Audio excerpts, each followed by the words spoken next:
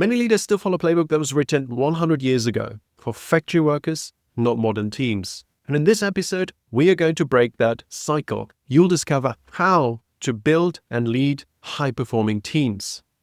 To do that, I'm joined by behavioral scientist and New York Times bestselling author Jon Levy. His research on team intelligence is redefining what great leadership looks like in the 21st century. You'll uncover why the MBA model is outdated, how glue players quietly increase the productivity of teams, and how science-backed habits turn communication into your team's superpower.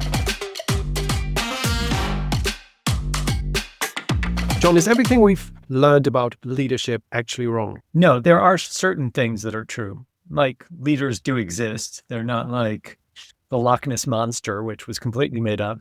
And so I think the question is not if it's all wrong, but like, what did we get right? And what is just kind of totally made up or a misunderstanding? And if you look, the problems really began sometime around 1908. And it was a series of kind of like these really well-intentioned ideas that were put in place that turned out to be completely wrong. What is that idea? The MBA. Yeah, it really is the MBA. So it's the second industrial revolution. Companies are growing super big. And suddenly there are all these new managers, but they're managing people who are doing jobs they just don't understand. So a manager might be managing a bunch of people on an assembly line in a car factory, but they, as the manager, don't know how to assemble a car. And so they're not really respected. They can't even tell if people are doing a good job. So how are they managing them? So Harvard decides, you know what, there's a certification for being a lawyer, law degree, and one for being a doctor, a medical degree. Maybe we can create one for being a manager. And with the hubris of the era where it was like, oh, we've put all these things on a conveyor belt. We'll put a human being on a conveyor belt for 2 years. And when they come out, they'll be a leader. There's just 3 major problems with this. The first is that law and medicine are mostly information-based. If you know the law, then you have an understanding of it. Leadership is really an experience of social interaction. And human beings have about an infinite number of ways to piss us off. So it's just a lot harder, right? Yes.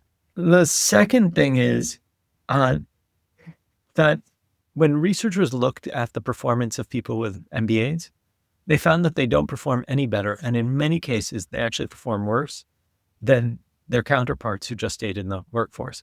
And this is research looking at performance after 1 year, 3 years, 7 years plus from a lot of the top firms. And so what we begin to realize is that you can probably get a lot of knowledge, connections, and even status from getting an MBA. This isn't a knock at the MBA. It's just, you're not going to become a better leader. Wow. And so that was kind of the second big issue. The third is that Harvard hired this guy named Dr. Elton Mayo to lead research for them. And it turned out that he had faked his credentials and was not a doctor. And so all like kind of the research that came out of there was total BS and sent us in the wrong direction for decades and decades. Yeah. I think the big kind of takeaway is that we really have to question most of what we've learned. We have to make the question, what actually makes a leader, right? If it's not the MBA. You know, I went through this process to really try and understand this. And the research kind of keeps saying, oh, there's like 6, 8, maybe 12 essential skills for a leader. And then you look at the big consultancies and they're like, oh, our leaders have 10 skills, or we'll come in and we'll teach your leaders these essential skills. And that's amazing because it sounds so good. But then you look at the most effective leaders in our society and you have to realize like they don't have most of these skills.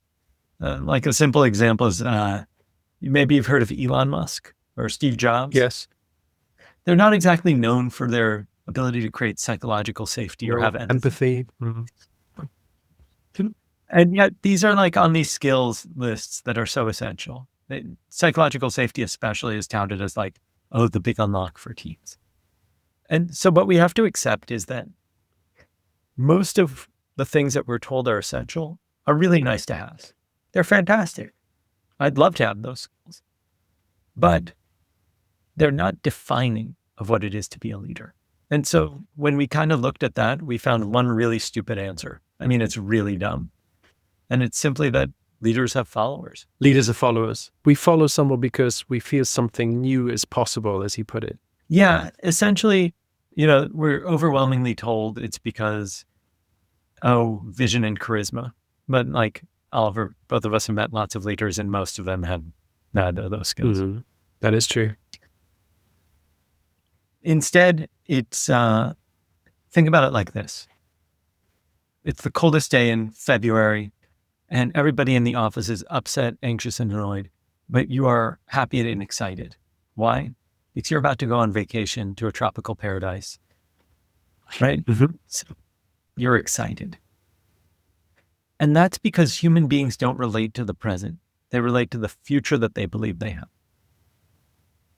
And so the reason that we actually follow someone is that when we interact with them, they cause us to feel that there'll be a new and better future. Interesting. And how do I make people feel that as a leader? So there isn't a single way. And if you'll notice when you look at leaders, really effective leaders, they all have wildly different personality traits. Yeah. Some of them are super charismatic and great storytellers like a Steve Jobs, right? Some of them are incredibly quiet and reserved and are methodical, right? And as you go through all this, what you begin to realize is that it's not that there's a prescribed set of skills, but instead that each of these leaders have a handful of super skills that are so profoundly strong that when we interact with them, we go, wow, Mhm. with that person in charge, I don't have to worry about that. Yeah. So Yeah. does that mean they have to engage in positive communication about the future? Because we say, it's something new. You just have to make people feel like the future will be better. They don't even necessarily have to communicate. Yeah. And here's the funny thing. You could meet somebody who's essentially nonverbal, right? An accountant, let's say.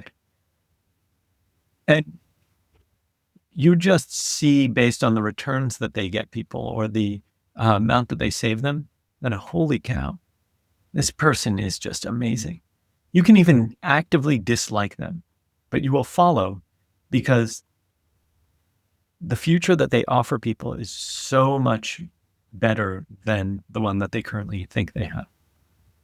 And so we will put up with crazy and we will put up with unhealthy behaviors and all that in order to have some of that magic touch our life. It's that feeling we crave as humans, right? I think that all of us want to feel like there'll be a new and better future. And there are very few of us that are hoping that the future is worse. But it doesn't mean that the activities that we'll participate in are not necessarily pleasant. I could make you feel that you'll have a new and healthier future if you join my work program. And you will follow me through just an awful experience in order to get healthy or something like that. Yeah. It makes sense when you think about athletes or teams or, just getting in shape as a person, right? We will follow the coach who said, no, I know how to get you in shape, how to lose weight, how to, stuff of heart disease or whatever.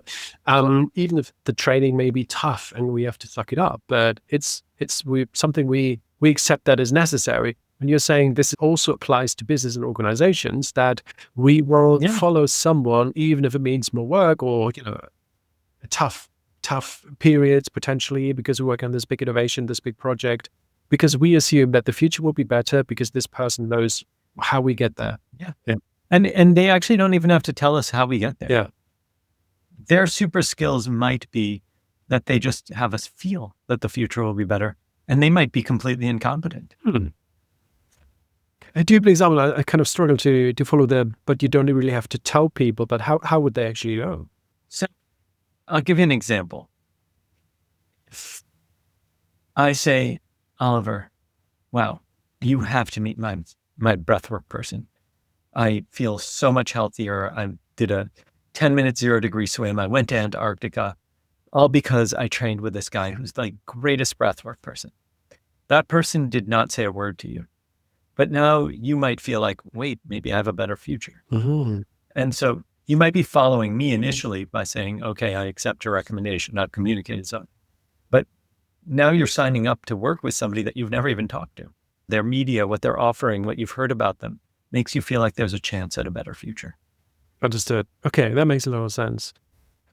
Now, I want to emphasize something really important. This doesn't guarantee results, right? You could have a bunch of idiots following a moron. Like, it's not. That's happened. And so you want to separate out what causes us to follow someone from what makes us effective. Those are two really different things. Yeah. And ideally, a strong leader, a good leader has both, right? Gets people to follow him or her, and at the same time knows how to get results. Because otherwise that following will be temporary. If I don't live up to the hype, let's say, it's temporary. Yes, for the most part. There are weird exceptions, like in cults. You hear about these doomsday cults that are like, people have sold all their property because they thought the world was ending, And then when it comes, they actually double down, right? Like the earth didn't end and they doubled down. There are weird exceptions, but I think then we really have to ask, if you want to produce results, does the leader actually matter that much? Does it? And the answer is not necessarily. Because what we need to accept is that the real thing we care about is team intelligence. It's how quickly can a group solve a problem with the resources they have. That's what we actually care about, is because the leader at best can motivate and direct people, but most of the work isn't being done by the leader. So most of the problems aren't being solved by them. We also have this antiquated perspective of a leader, as in, this is the person that commands everything, like in a military structure. But the problem with that is, let's say you're one of the best strategists around. I'm the CEO. I'm ultimately responsible for things. But I hire you as my strategist. If I'm not listening to you, there's probably a problem. Yeah. And the reason that you were brought onto the team, that I hired you, is that I'm willing to follow you. Your advice, your insights, your strategies, I'm willing to follow those. I might be directing the ship, but it's through your guidance. Yeah. And so leadership is more of a fluid experience throughout the course of a project than it is a individual that command and controls everything. So what does that tell us about why some teams are successful, why others fail?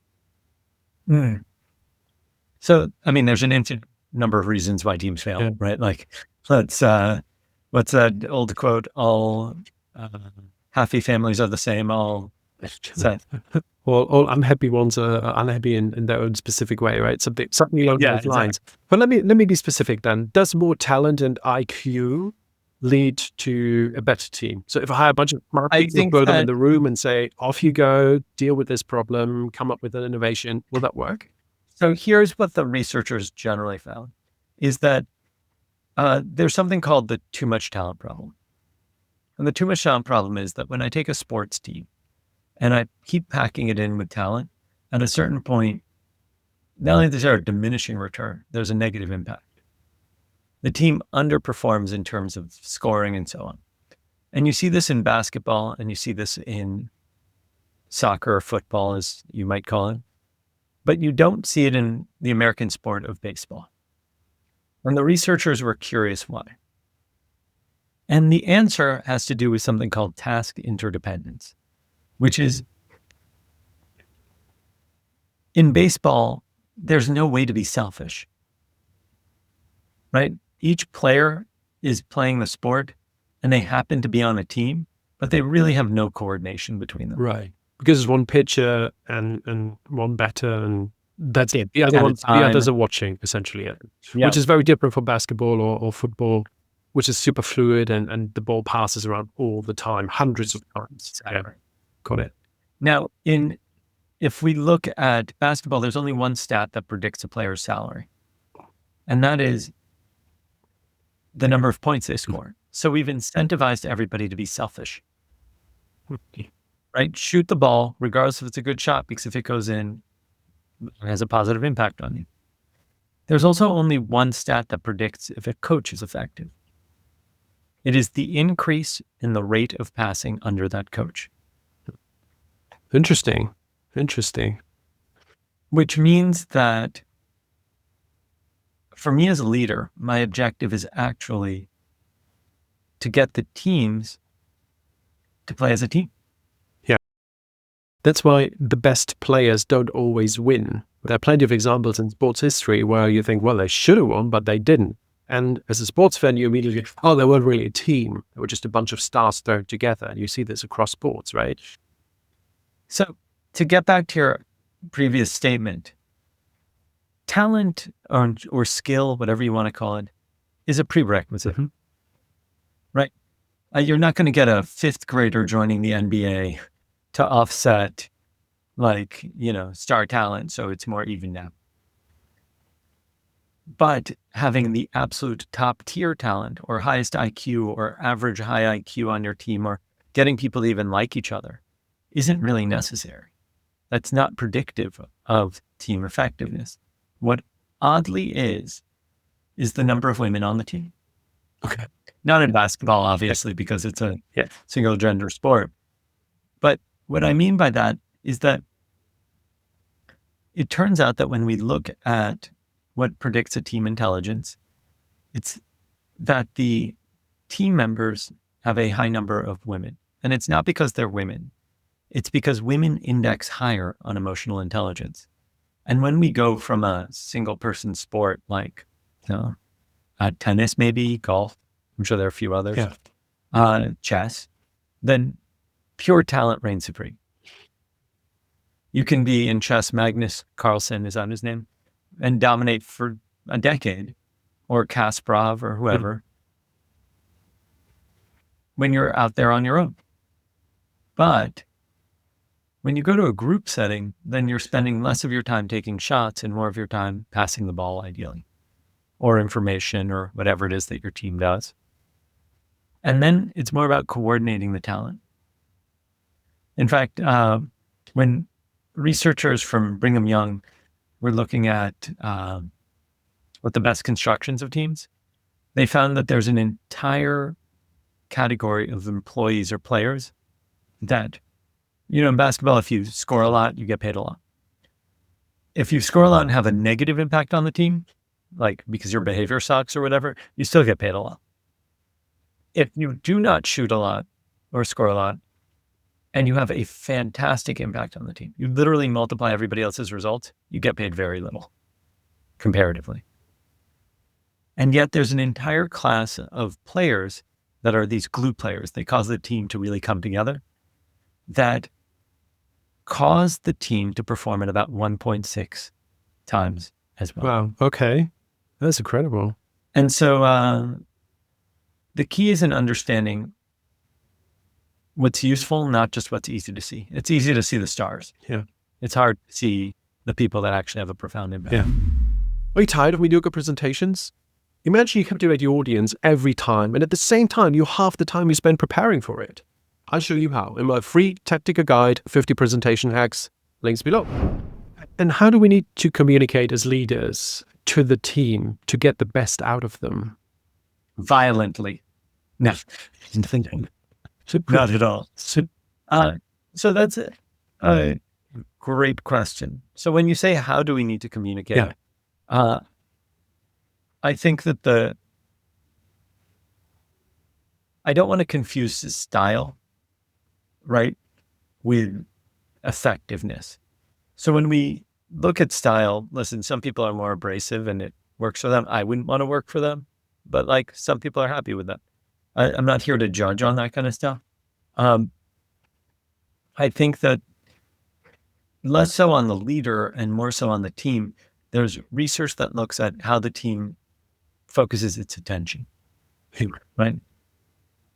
What do we focus on, when, and how? And overwhelmingly, what the researchers found was that teams with really high levels of intelligence have something called bursty communication. They might come together, they might argue it out, fight about it, whatever it is, but they'll come to a clear decision. They'll know where to find the resources that they need, and then they go their separate ways. And the reason that this is important is twofold. One is that it's really hard to get anything done when people are constantly distracting you with questions. And Oliver, you probably had this experience that like, okay, I just need to get some work done. And then texts come in and emails and all that. Of course. And you just... I think we all have, right? That is one of the bane of the modern work existence, if you like. And I love this idea of bursty communication, which I haven't read anywhere else. So your book is the first place I came across this. And I love it because in a way I practice it. So for instance, with a colleague, we meet in the office, we say, okay, we're there this hour to this hour on that day. And then we engage in bursty communication and we go through the topics we work on together, argue it out if we have to, and then just get it done together. And it's so much quicker than, 88 Slack messages going back and forth in the course of 3 days, which is the worst, right? Listen, all these technologies are fantastic when there's really good hygiene around them, right? Kind of like dessert is fantastic when you have it at the right time and right place. Not for breakfast. When you need that miserable trainer that we talked about earlier. And we have to accept that often, if you want to be more effective and productive, when it comes to communication, you have to make it more difficult. Yes. You actually need to put barriers to entry. Because if I can just message you anytime I want and say, oh, can you pass me the files? I've now interrupted you rather than just looked in the folder myself. Yes. And if I answer, I just create an incentive to do it over and over again. Yeah. Yeah. So my general view is when somebody asks something like that, snooze it for like 36 hours to 48 hours. So that way they end up finding it themselves. And then you're like, oh, hey, just seeing this, do you still need it? Or, hey, sorry, I couldn't answer this. I was deep in work. Yes. Right. And make that a norm, right? And make that a norm across the organization. That communication is bursty at the right time with the right people. And then it's difficult. So we can actually get on with what we just talked about. Now, if there's emergencies, there need to be protocols, exactly. Right? An emergency is not like I generally need a file or something like that. Emergency is like a coworker had a heart attack, right? Like, that tries the house is burning, whatever. Yeah, absolutely. Absolutely. Yeah. The other thing that's, I think is really important here is we ended up creating a rule, which is if it's not necessary to, it's necessary not to. And what I mean by that is that it's always easy to add more layers and complexity and add more people to the meeting and so on. Oliver, let me ask you a question. Would you have been able to record this podcast today without me? No. Exactly. So I'm necessary. Yes, 100%. Right? You're the man. You wrote the book on team intelligence, so who else? But not because of that. But would it be necessary for me to have my assistant on? No. So it's necessary for my assistant not to be on so that my assistant can focus on getting actual work done.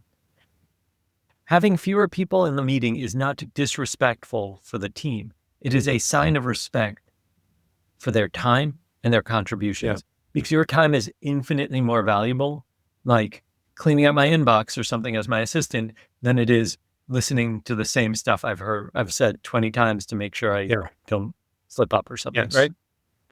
And herein lies the rub, is that when we really look at how do we get teams to be effective, talent, hire well, all that, but like great.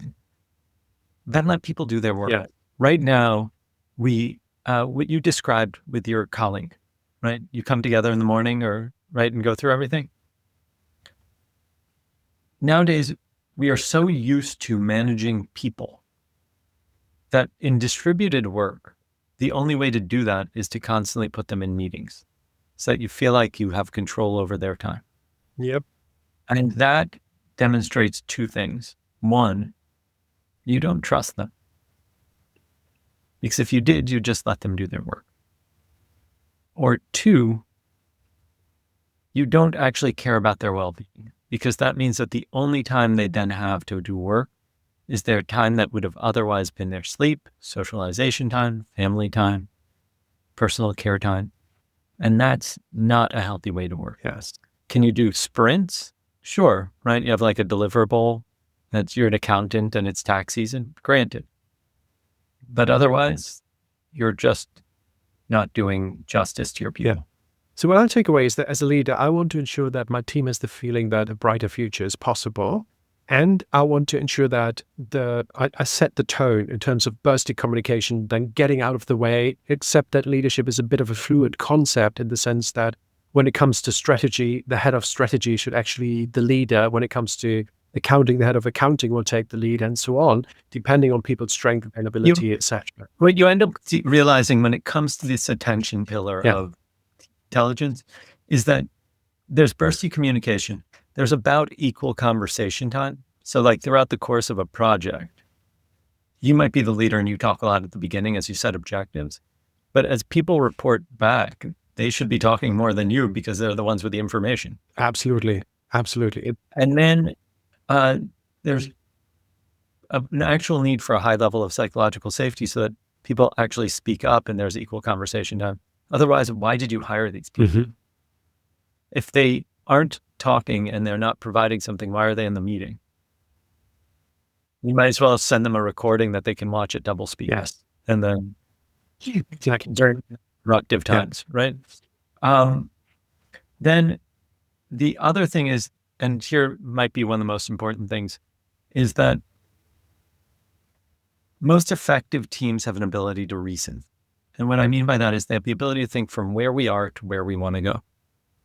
Now, what actually unlocks that is that you have alignment. Yeah. Right? And most companies, people actually don't know what the company mission is. If you go to, Target and ask the employees, what's the mission of this company? They're going to be like, I don't know, to sell some stuff. It's probably true for most companies. Yeah, I don't know, sell the stuff we produce. So. Yeah, but that's not like a mission. No. That is the process. This is the obvious. It doesn't mean that any communication. Make more money than we spend. I don't know, shareholder value, whatever it is, right? That's not a mission of a company. That is just the operations of a standard company. And so what one study found was that 60% of employees have no idea what the company's mission is. Of the remaining 40%, 60% of them don't care. Which means that the split is about a quarter of people just don't give a damn. 60% have no idea what's going on. And the remaining 16% or so know where they're going and they're trying to wrangle everybody else. One of the fastest ways to make a team stupider is have them go in different directions. Yeah. And if you're on a hike and 60% of people are off wandering, 24% are sitting in a field picking daisies because they don't care if we go or not. It's going to be really hard to get anywhere. Mm-hmm. And that's the standard, right? That is what's happening in most organizations, that people are not aligned because communication from the top is unclear. There isn't enough of it. And when it happens, it falls on deaf ears because it's not done in the right way. The fact that we keep thinking that a trickle-down communication system would work is crazy. It's crazy. It doesn't work. Cascading, this word should be banned because it misleads people to think that, they just tell the immediate the direct report. Yeah. Then you're dealing with the world's largest game of broken telephone. And of course, you're going to be if it's a corporate communication, it needs to come from the top. And there needs to be communication on how to understand it and interpret and all these other things. But here's what people tend not to do. If, let's say, I work for you, Oliver, then the question is, great. How do you make sure that I know what the company's mission is? I need to know how my team fits into the broader mission of the company. I need to know how my role fits in with the team. And here's the one thing nobody ever seems to do.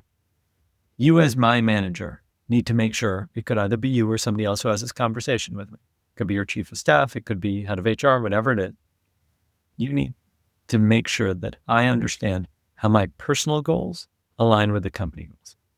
Yeah. And what I mean by that is, let's say your company produces widgets, but I really want to be like you, a podcaster.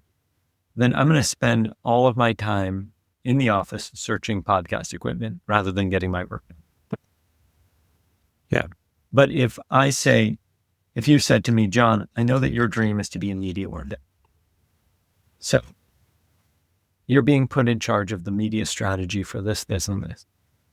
if you do this really well, you will develop the skills so that when you're ready to do your own thing, you will have them. Yeah. Now you've aligned my personal goals with my work goals. And now I'm not going against the group's activities or efforts, and I'm not wasting time. Interesting. So alignment happens at these two levels. First, the alignment of the team. So we pursue a common goal. And secondly, I would say like 4 or 5 levels. Okay. A lot on the company's Yeah. mission, right? Team's mission within the company, right? Yeah. My role within the team, Mhm. and then my personal goals within you. Yeah. And how they align with my work goals. That makes a lot of sense. I love that because alignment is often used, but often misused and misunderstood, I think, in organizations in the sense that, we have to be aligned in the sense that we're all in these meetings together so everyone knows what's going on, but that necessarily, leads to this sort of over communication and too many meetings. The other thing is that just because we all agree to something doesn't mean that it actually aligns with the company's mission, right? So what I'm saying is that we could absolutely come to full alignment within the team on next steps and actions, but that might be irrelevant if it doesn't align with the company's mission. So if I'm at the company that makes widgets and our team is like, oh, wow, we just came up with the best product. It's going to be a diaper, right? We have full alignment as a team. I am clear on my roles, but all of that is completely useless because that's not what the company does. Yeah. And so what you end up seeing is teams that aren't in communication with leadership and doing their own things. And this happened actually at Lego, where there was such bad communication that the company almost fell apart because teams would work for months on a project and realize that it actually has nothing to do with what the company actually wants to accomplish. And then it was a waste of money and time, and they almost went bankrupt. They had so many separate threads running that were completely unassociated with each other. Yeah. And none of them actually came to fruition, wasting tons of time and money because communication was so bad. That's right. You said corporate attention deficit disorders. Yes. Made me laugh. I think it's so true that a lot of companies, organizations have basic corporate attention deficit disorder. What you described, like we're playing ball, we're passing the ball, we work together as a team towards these common goals is, of course, the objective. However, in reality, we often deal with difficult people, as you call it, dark personalities. All you need is one jerk. Let's actually separate people who are difficult from people who are dark. Somebody who is difficult is like, I might have an aunt that is just a hard time. She's really picky. She has very high standards. She might be, none of this is actually true. My aunts are lovely. Lovely aunt. But, yeah. But you can have a person who's difficult. Yes. A difficult person isn't intending to actively work against you. Then there's a category known as dark personalities or the dark tetrad. These are people who have, whose personalities are actually toxic. When you engage with them, you are playing with fire. The problem is that you won't necessarily know you're engaging with them because they are so good at hiding the fact that they are an unhealthy individual. So it fits into kind of 4 categories, tetrad, like Tetris 4, right? And they are people who are narcissists. They make it all about themselves. People who are Machiavellian, you're just a tool for them to accomplish what they want to. People who are sadistic, they actually enjoy suffering. And people who are psychopaths, they have a thin layer of charm or charisma, hiding a lack of empathy or remorse. They often have very erratic or like sudden behaviors. And the risk here is that they are all basically trying to manipulate the hell out of you so that because you're just there and they want something and they will take credit for your work or get you working against your own self-interest or actively sabotage your files so that they can come in and say, oh, luckily I have a backup. I saved the day, and they become the team hero and get the promotion. Right? They are fundamentally toxic. Yeah. And they often use a communication strategy that you call DAVO, deny, attack, reverse, victim, offender. So this is specific to narcissists. Okay. So narcissists will do this because realize it's really all about them and you're just a tool for them to fulfill on their own personal need for attention and validation. Yeah. And so let's say, make up a name. Go for it. Any name is fine. John? No, I'm kidding. That's you. Mike. Yeah, Let's go, Mike. So let's say Mike is on your team. He's a coworker, and you say, "Hey, Mike, the team was counting on you, and you didn't deliver the deck this morning, and the pitch failed as a result." And they'll go, "Wait, what are you talking about? Shauna was supposed to hand in the deck. That wasn't me." "Oh, no, Mike, we have the email chain. You said you were going to do it." And so now it's deny, right? Yeah. They've just denied that they did anything. "Oh, I sent it, blah, blah, blah, Shauna, whatever. Don't look at me." And then they're not going to attack. They're going to say, "Oh, why are you always doing this? Yeah. Last time there was a problem, you blamed me. This time you blame me. Why am I always your scapegoat?" And so now they are attacking somebody else. So they're drawing attention to somebody else, and they're switching their role from the aggressor, the person who caused the problem, to the victim. Yeah. Man, every time I come here, I try and help out. I try to make a difference. And you guys, you always do the same thing. You blame me for whenever there's a problem, when really Shauna was supposed to be handing in the slides and Mike didn't do his work last night. This is completely insane. I'm going to go complain to HR or whatever. How do we deal with that? You don't. The answer is that telling somebody who's narcissistic that they're narcissistic is you'll never win. The issue is that they have much more life experience being a narcissist than you do dealing with them. Yeah. And they will manipulate the hell out of you. Not only that, but they will make you think that you actually did something wrong, and you will begin to question your own reality. So here's the bottom line, regardless of which personality type you're dealing with: document everything. What do I mean? I mean, to the maximum legal amount that you're allowed, keep printouts, copies, emails, behaviors, make notes, times and dates. Run it by other people for a sanity check. What do I mean by that? I mean that people who are so good at manipulation will manipulate you into thinking you are doing something wrong.